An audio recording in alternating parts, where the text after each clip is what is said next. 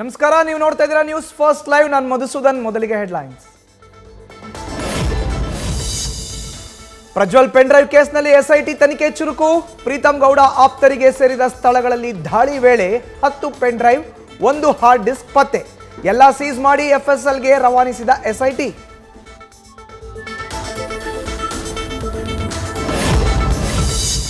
ಪ್ರಜ್ವಲ್ ರೇವಣ್ಣ ಭಾರತಕ್ಕೆ ವಾಪಸ್ ಬರೋದು ಬಹುತೇಕ ಡೌಟ್.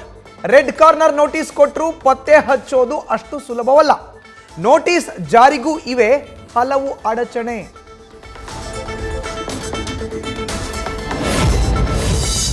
ಪ್ರಜ್ವಲ್ ಪತ್ತೆಗೆ ಮತ್ತೊಂದು ತಂತ್ರಕ್ಕೆ ಮೊರೆ ಹೋದ ಎಸ್ಐಟಿ.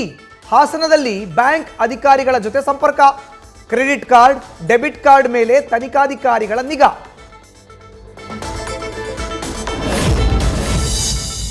ಕಿಡ್ನಾಪ್ ಕೇಸ್ನಲ್ಲಿ ಜಾಮೀನು ಸಿಕ್ಕರು ರೇವಣ್ಣಗೆ ತಪ್ಪಲ್ಲ ಕಾನೂನು ಕಂಟಕ. ಬೇಲ್ ರದ್ದು ಕೋರಿ ಹೈಕೋರ್ಟ್ಗೆ ಮೇಲ್ಮನವಿ ಸಲ್ಲಿಸಲು ಎಸ್ಐಟಿ ಚಿಂತನೆ. ಈಗಾಗಲೇ ವಕೀಲರ ಜೊತೆ ಚರ್ಚೆ ನಡೆಸಿರೋ ತನಿಖಾಧಿಕಾರಿಗಳು.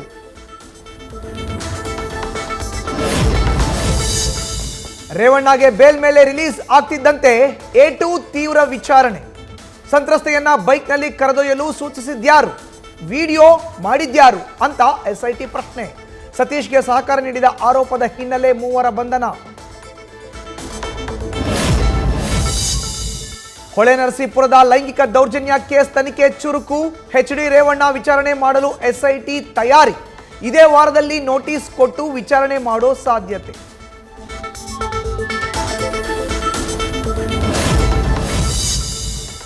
ಎಕ್ಸ್ ಖಾತೆಯಲ್ಲಿ ಬ್ಲೂ ಟಿಕ್ ಮಾರ್ಕ್ ಕಳೆದುಕೊಂಡ ಪ್ರಜ್ವಲ್ ರೇವಣ್ಣ.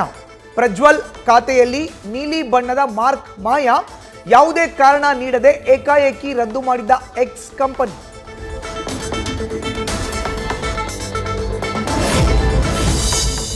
ಲೋಕಸಭಾ ಫಲಿತಾಂಶದ ಬಳಿಕ ಪುನರ್ರಚನೆಯಾಗುತ್ತಾ ಸಿದ್ದು ಸಂಪುಟ. ಕ್ಯಾಬಿನೆಟ್ ಸೇರಲು ಹಿರಿಯ ಶಾಸಕರಲ್ಲಿ ಪೈಪೋಟಿ. ಮುಂಬರುವ ಬಿಬಿಎಂಪಿ, ಪಂಚಾಯತ್ ಚುನಾವಣೆಗಳತ್ತ ಗಮನ ಹರಿಸಲು ಸಿಎಂ ತೀರ್ಮಾನ.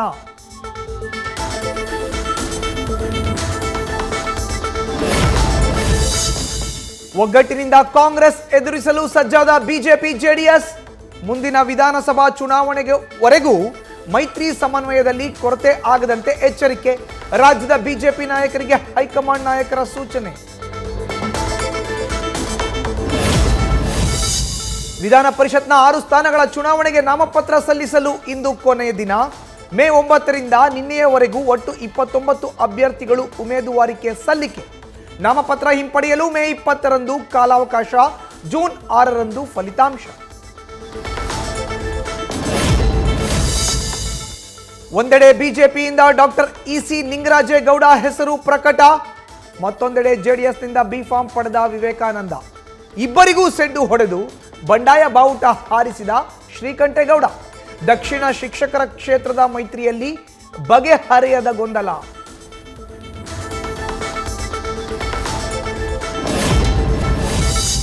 ಹುಬ್ಬಳ್ಳಿಯಲ್ಲಿಂದು ಅಂಜಲಿ ಹತ್ಯೆ ಖಂಡಿಸಿ ಬಿಜೆಪಿ ಪ್ರತಿಭಟನೆ. ಶಾಸಕ ಮಹೇಶ್ ತೆಂಗಿನಕಾಯಿ ನೇತೃತ್ವದಲ್ಲಿ ಸರ್ಕಾರದ ವಿರುದ್ಧ ಬೃಹತ್ ರ್ಯಾಲಿ. ರಾಜ್ಯದಲ್ಲಿ ಕಾನೂನು ಸುವ್ಯವಸ್ಥೆ ಹಾಳಾಗಿದೆ ಎಂದು ಆಕ್ರೋಶ.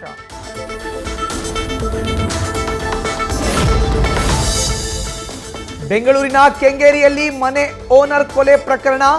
ಬೇಕಂತ ಮಾಡಿಲ್ಲ, ಕೊಲೆ ಮಾಡೋ ಉದ್ದೇಶವಿರಲಿಲ್ಲ. ದಿವ್ಯರ ಚಿನ್ನದ ಸರ ಮಾತ್ರ ಕಸಿಯೋಕೆ ಹೋಗಿದ್ದೆ. ವಿಚಾರಣೆ ವೇಳೆ ಬಿಕ್ಕಿ ಬಿಕ್ಕಿ ಅತ್ತ ರೀಲ್ಸ್ ಸ್ಟಾರ್ ಮೋನಿಕಾ.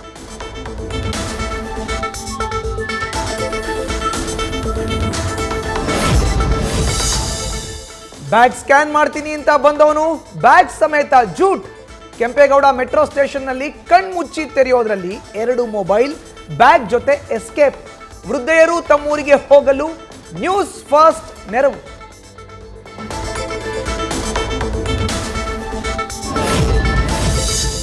ಚಿಕ್ಕಮಗಳೂರಲ್ಲಿ ಮುಂದುವರೆದ ಮಳೆರಾಯನ ಆರ್ಭಟ. ಮನೆ ಮೇಲೆ ತೆಂಗಿನ ಮರ ಬಿದ್ದು ಸಂಪೂರ್ಣವಾಗಿ ಜಖಂ. ಮನೆಯಲ್ಲಿದ್ದ ವಸ್ತುಗಳು, ದವಸ ಧಾನ್ಯಗಳು ಕೂಡ ನಾಶ.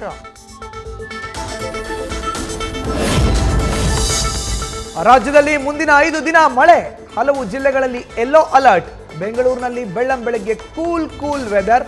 ಮಳೆ ಜೊತೆ ಗುಡುಗು ಮಿಂಚಿನ ಎಚ್ಚರಿಕೆ ನೀಡಿದ ಹವಾಮಾನ ಇಲಾಖೆ.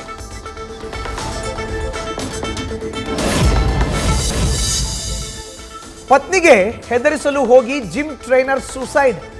ಕತ್ತಿಗೆ ಹಗ್ಗ ಹಾಕೊಂಡು ವಿಡಿಯೋ ಕಾಲ್ನಲ್ಲಿ ಹೆದರಿಸುತ್ತಿದ್ದಾಗ ಅಚಾನಕ್ ಆಗಿ ಕೈ ಜಾರಿ ದುರಂತ.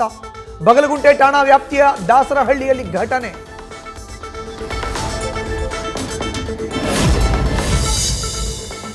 ವಿಜಯನಗರದ NH50ರಲ್ಲಿ ಡಿವೈಡರ್ಗೆ ಗುದ್ದಿ ಹೊತ್ತಿ ಉರಿದ ಲಾರಿ. ಅದೃಷ್ಟವಶಾತ್ ಪ್ರಾಣಾಪಾಯದಿಂದ ಪಾರಾದ ಲಾರಿ ಡ್ರೈವರ್. ಟೈರ್ ಸ್ಫೋಟದಿಂದ ಲಾರಿಗೆ ಬೆಂಕಿ ತಗುಲಿದ ಶಂಕೆ. ಈ ಬಾರಿಯ T20 ವಿಶ್ವಕಪ್ನಲ್ಲಿ ಸ್ಕಾಟ್ಲೆಂಡ್ ಮತ್ತು ಐರ್ಲೆಂಡ್ಗೆ ತಂಡಕ್ಕೆ KMF ಪ್ರಾಯೋಜಕತ್ವ. ನಂದಿನಿ ಲೋಗೋ ಹೊಂದಿರುವ ಜೆರ್ಸಿಯಲ್ಲಿ ಎರಡೂ ತಂಡಗಳ ಆಟಗಾರರು ಅಖಾಡಕ್ಕೆ. ಸ್ಕಾಟ್ಲೆಂಡ್ ತಂಡದ ಆಟಗಾರರ ತೋಳಿನಲ್ಲಿ ಕನ್ನಡದಲ್ಲೇ ನಂದಿನಿ ಲೋಗೋ.